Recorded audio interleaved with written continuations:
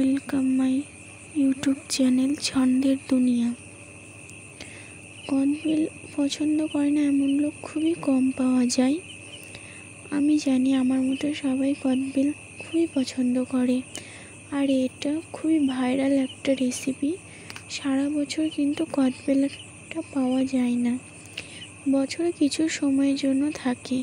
আপনারা চেষ্টা করবেন এভাবে মেখে খেয়ে দেখবেন কেমন লাগছে, আর আমাকে কমেন্টে জানাবেন। প্লিজ আমার চ্যানেলটি সাবস্ক্রাইব করে পাশে থাকবেন। এখানে আমি একটা কদবেল নিয়েছি, কদবেলটা মা এনে দিয়েছে। আমাদের বাড়ির পাশে একটা মামাদের গাছের কদবেল কুড়িয়ে পেয়েছিল। আর কদবেল এবং টক জাতীয় খাবার খেতে আমার দারুণ লাগে।